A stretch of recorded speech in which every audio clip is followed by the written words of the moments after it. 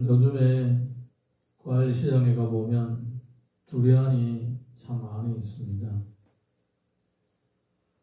두리안이 과일의 황제라고 그래서 가격이 좀 비쌉니다. 그래서 정말 가끔 있다가 한 번씩 사 먹기도 하는데, 저희 아내가 음식 같은 것은 항상 저에게 양보를 하고, 과일도 먹다가 좀 모자랄 것 같으면 양보를 하는데, 두리안을 사면 절대로 양보를 안 합니다. 반드시 반반 나눠서 먹어야 됩니다. 두리안은 과일 황제라고 그래서 이름만 있는 것이 아니라 먹어보니까 참 맛있습니다. 그런데 이 두리안의 특징이 뭐냐? 껍데기를 보게 되면 아주 딱딱한 껍데기, 삼각이 뾰족뾰족하고 있는 그 껍데기가 있습니다. 한번 밟으려면 반드시 한두 번은 찔립니다. 얼마나 딱딱한지. 거기다가 냄새도 장난이 아닙니다. 먼 데서부터, 100m 밖에서부터 냄새가 날 정도로 냄새가 아주 꼬리꼬리한 냄새가 엄청 심합니다. 그런데 한번 맛을 들이면 결코 그 달콤하고 향기로운 그 맛을 외면할 수가 없습니다. 그 과일의 황제라는 그 과일 속살이 그 딱딱한 껍데기로 감싸있고, 또 멀리서부터 처음에는 막 처음 맡은 사람이 막 이제 좀 속이 불편하고 구역질날 정도로 냄새가 역합니다. 그런데 그것이 그렇게 맛이 있습니다. 하나님의 주시는 은혜와 복이 도로 두려움과 같지 않는가 한번 생각을 해봤습니다. 하나님 주시는 복이 아해 입 벌려봐 내 입맛에 맞는 그런 복이 아니더라는 것입니다.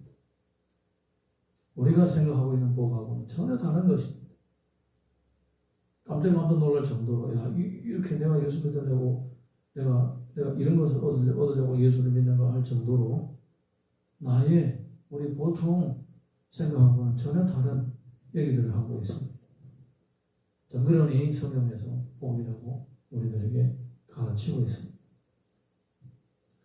그 유명한 내용이 바로 오늘 이 마태복음 5장에서 얘기하고 있는 한복들인데 흔히 팔복이라고 합니다. 이 팔복이라는 말은 우리가 지은 이름이에요. 사람이 지은 이름이에요. 성경에서는 팔복 이렇게 단어가 따로 없습니다. 그냥 이것이 복이다, 이것이 복이다 이렇게 8가지 얘기를 하고 있을 뿐입니다. 자, 어쨌든 우리가 본문의 말씀 한번 살펴보겠습니다. 마태복음 5장 1절 함께 읽습니다. 시작. 예수께서 무리를 모시고 산에 올라가 앉으시니 제자들이 나온지라 입을 열어 가르쳐 이르시되.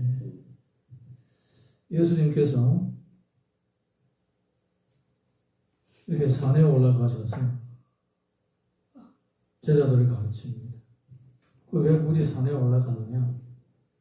예수님이 다니시면서 가르치고 복음을 전하고 또 병자들을 고치니까 이 사람들이 너무나 많이 따라다니는 거예요. 근데 그 많이 따라다니는 사람들 중에서 진짜 구원의 진리를 깨닫고 구원의 감격으로 주님의 말씀을 사모하고 은혜를 사모하는 사람들이 아니고 대부분 사람은 구경꾼인 거예요. 그리고 또 어떤 사람들은 그냥 재미로 돌아다니고, 그리고 또 환자를 치료하는 것, 아픈 사람 벌떡벌떡 일어나는 거 얼마나 신기합니까? 그래서 따라다니는 거예요. 재미로 따라다니는 거예요. 신기해서 따라다니고. 그러다 보니까 진짜 이 예수님이 가신 그 발자취를 따라다니면서 복음을 전할 이 거룩한 사명을 이어갈 사람들에게 단독으로 가르쳐줄 시간과 기회가 많지 않은 거예요. 그러니까 진짜 예수님을 믿고 따르고자 하는 사람들을 별도로 가르치고 치워줘야 하는 그러한 시간과 공간이 필요했던 것입니다. 그래서 많은 무리들이 예수님을 따를 때 예수님은 산에 올라가서 앉으시고 제자들에게 가르치는 거예요. 따로 제자들에게 가르치는 거예요. 그러니까 이 팔복은 모든 사람에게 하시는 말씀이 아닌 거예요. 대중들에게 하시는 얘기가 아니었고 제자들에게 하시는 얘기였습니다. 그러니까 최소한 우리 처음에 예수님을 따를 때는 뭐 그럴 수도 있습니다. 우리 뭐 질병 때문에 또 재물 문제 때문에 마음의 상처 때문에 여러 가지 이유로 교회 나올 수가 있습니다. 때로는 구원의 진리를 잘 모르고 그냥 단순하게 나의 삶의 변화를 위하여 예수님을 믿으려고 할 수도 있습니다. 그런데 최소한 제자가 되려면 예수님을 닮아가고자 하는 사람들이라면 이 오늘의 이 말씀, 이 팔복의 말씀은 반드시 제대로 이해를 하고 건너가야 되는 것입니다. 아멘입니까? 예. 요즘에는 이 방 같은 데는 문턱이 없지만 우리 어릴 때 살던 집들 다 문턱이 있습니다. 문턱을 지나야 됩니다. 문턱이 높은 집이 있고 낮은 집이 있습니다. 예. 그 문턱이 좀 높으면 우리가 밟고 지나가면 어르신들 밟지 말라고 문턱을 밟지 말라고. 뭐 예수님을 안 믿는 사람들이 뭐 문턱을 밟으면 재수 없다고 얘기를 하더라고요. 키 작은 아이들이 문턱을 높으니까 지나갈 때 걸리적거리니까 밟고 지나가고. 팔복이 예수님의 제자로서의 삶을 살 때는 반드시 지나가야 할 문턱입니다. 이거를 제대로 이해를 못하고 제자의 생활을 하고자 하면 반드시 걸려 넘어지게 되어 있어요. 네, 반드시 걸려 넘어지고. 사역이고 뭐고 그건 다 문제입니다. 다 문제예요. 내가 주를 위하여 헌신하겠다. 팔복을 제대로 이해를 했느냐? 제대로 이해를 못했느냐? 그러면 아직 좀 쉬고 자기 스스로 문제를 좀 해결하고 그 다음에 제자의 길을 가야 되는 거예요. 자기의 가치관, 자기의 신앙관, 자기의 세계관 제대로 세우지 못한 상태에서 사역을 하게 되면 가룟 유다와 같이 될 확률이 굉장히 높은 거예요. 네. 인생이 망가지게 되는 거예요. 뭐 죄를 하면 다 좋은 줄 알고 있다는 착각인 거예요. 예수님도 나중에 다른 복음서의 기록을 보게 되면 예수님도 그렇게 얘기합니다. 앉아서 계산을 해보고 따르라고 그렇게 얘기합니다. 할렐루야. 네. 성경의 말씀은 모든 성경 말씀은 모든 사람에게 전해지는 게 아닌 거예요. 네. 어떤 사람에게는 이렇게 딱딱한 말씀이 필요한 거예요. 어떤 사람들에게는.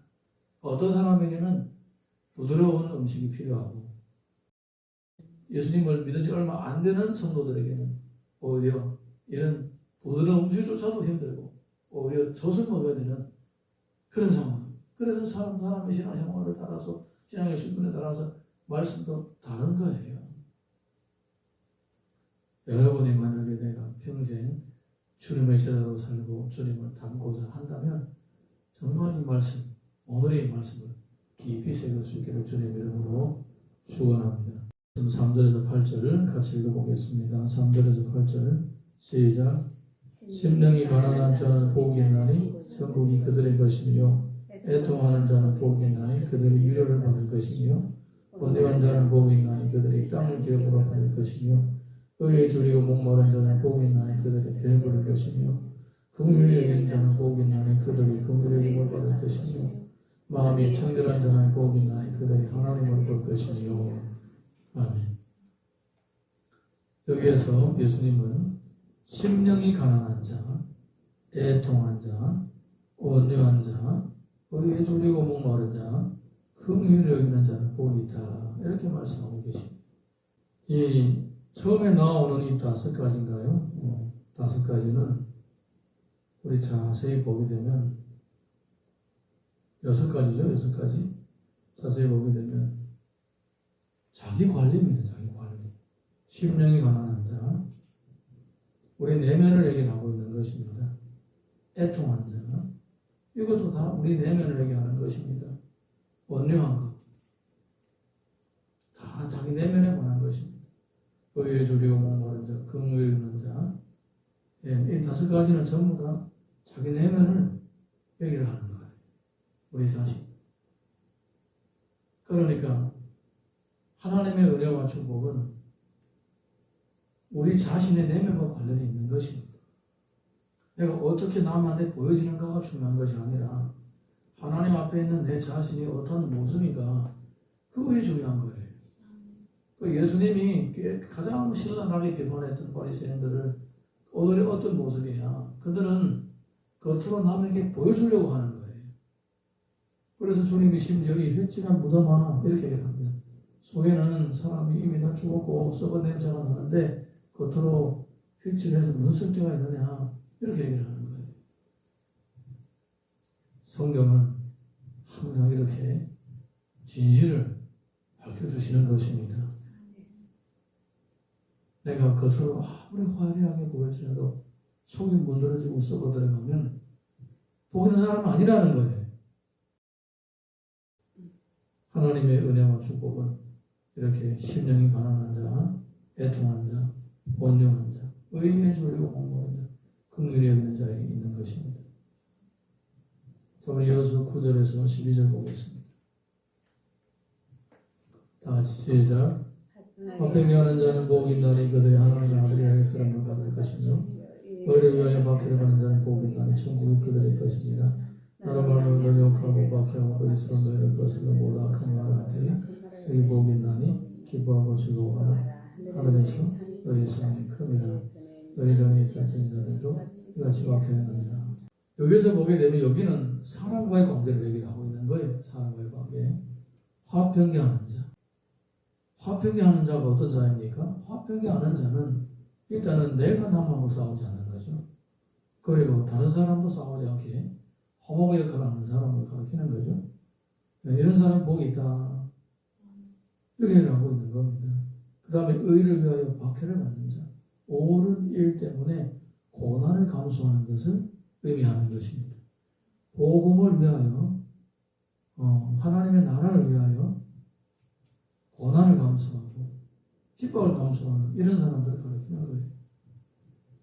여기서 나오는 이 8가지가 그 어느 한 가지가 내 입맛에 딱딱 맞는 게 하나도 없습니다. 심령이 가난한 자. 우리가 남 앞에 설 때에 참 내가 부족한 점이 참 많다.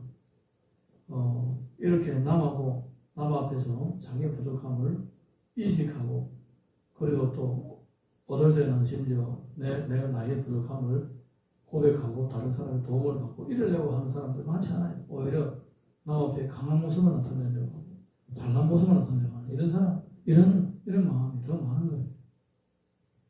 그리고 또 애통하는 자. 참 내가 죄 때문에 애통해하고 슬퍼하고 이런 것보다도 뭐 슬퍼할 때 슬퍼하고 기뻐할 때 기뻐해야 되는데 항상 어떤 좋은 모습으로 나는 보이려고 이렇게 하는 것입니다. 여러분, 죄는 반드시 애통하고 그걸 싫어하고 잘라서 버려야 되는 것입니다. 감춰준다고 감춰지는 게 아니에요. 그 온유한 자. 누가 온유하게 살려고 해요? 지금 사람들이. 온유하게 살려고 하는 사람이 있어요? 의에 줄이고 목마른 사람이 있어요? 누가 의에 줄이고 목마릅니까? 잘 안 보이죠. 돈에 줄이고 목마르지. 어디 의에 줄이고 목마른 적이 별로 있습니까? 긍휼히 여긴 자는 복이 있다. 누가 아마 불쌍히 여깁니까? 심지어 불쌍한 사람은 고약한 부분도 있다라고 할 정도로 불쌍한 사람은 오히려 불쌍한 이유가 있다. 그 사람이 그렇게 된 거는 그렇게 이유가 있다. 불쌍히 여길 필요가 없다. 이렇게 말까지. 마음이 청결한 자. 마음이 얼마나 복잡합니까? 사람이 살아도. 맨날 스트레스가 심해가지고 약을 먹어야 잠을 잘 정도로. 그런 사람이 점점 늘어가고 있어요. 이런 것들을 보게 되면 이 성경에서 말하는 이 복이 과연 복일까? 이렇게 한 번씩 생각을 해보는 거예요. 그리고 내가 잘 되려면 어떻게 됩니까? 싸워야 되는 거예요. 경쟁해야 되는 거예요. 특별히 한국 같은 사회는 인구가 얼마나 많습니까? 인구 밀도가 얼마나 심합니까? 직장도 적고 우리 청년들 보게 되면 참 때로는 불쌍하다. 한국 청년들. 큰 자격증을 몇 개씩 따봤습니다. 직장을 나더라고. 오히려 우리가 더 편하게 사는 것 같아. 동포들. 진짜 들어가요. 그리고 들어가려고 또 한 번 들어가면 안 나오겠다고 그냥 온갖 사장님의 눈치, 뭐 욕설 다 그냥 무합리적인 이런 대응 다 참으면서 견디고 스트레스 받아요. 그렇게 경쟁을 하려고 해야 됩니다. 그래도 40이 되면 다 도태가 돼가지고 30대, 20대가 올라오는 이런 경쟁이 치열한 사회에서 나뭐 화목하게 지낸다는 게 쉽지 않죠. 더군다나 의를 위하여 박해를 받는다는 거. 의를 위하여 박해를 받는다는 거. 고난을 받으려는 거 아닙니다. 의를 위하여 고난을 받는. 그래서 우리가 신앙의 위치를 잘 파악하시고 자기의 믿음을 잘 체크하시고 내가 주님의 제자가 된다는 것이 무엇을 의미하는지 바로 인식을 하고 각오를 해야 되는 것입니다. 로마서 8장 18절 보게 되면 생각하건대 현재의 고난은 장차 우리에게 나타날 영광과 비교할 수 없도다. 만약에 우리 주님의 제자로 살아가는 이 앞길에 보여지는 이 고난, 저 멀리 영광이 있다는 것을 우리가 모르고 그 하나님의 영광에, 하나님의 은혜에 대한 이 약속을 확신하지 못한다면 제자의 길을 가기가 되게 힘든 거예요, 사실. 중간에 가다가 포기한 사람들이 너무나 많아요. 사도행전 7장 55절에서 60절 보게 되면 스데반의 얘기가 있습니다. 스데반이 성령 충만하여 하늘을 우러러 주목하여 하나님의 영광과 및 예수께서 하나님 우편에 서신 것을 보고 말하되 보라 하늘이 열리고 인자가 하나님 우편에 서신 것을 보노라 한데 그들이 돌로 스데반을 치니 스데반이 부르짖어 이르되 주 예수여 내 영혼을 받으시옵소서 하고 무릎을 꿇고 크게 불러 이르되 주여 이 죄를 그들에게 돌리지 마옵소서 이 말을 하고 자니라. 스데반이 복음을 전파하다가 돌을 맞았습니다. 그럴 때에 아야 울리지 않았습니다. 주여 저희 내 영혼을 받아주옵소서. 주여 저희들 죄를 저들에게 돌리지 마옵소서. 그렇게 하나님의 영광을 보면서 운명을 했습니다. 우리 모든 사람이 순교하는 건 아니지만 모든 주님의 제자들은 순교적인 마음을 가지고 신앙생활을 해야 됩니다. 이런 각오 오늘 새벽에도 다짐하면서 내가 주의 제자로 살려고 할 때에 정말로 내가 순교자의 이런 마음을 이해를 하고 순교적인 마음으로 살겠는가 자신을 돌아볼 수 있기를 주님의 이름으로 부탁을 합니다. 찬양 하나 부르고 기도하겠습니다.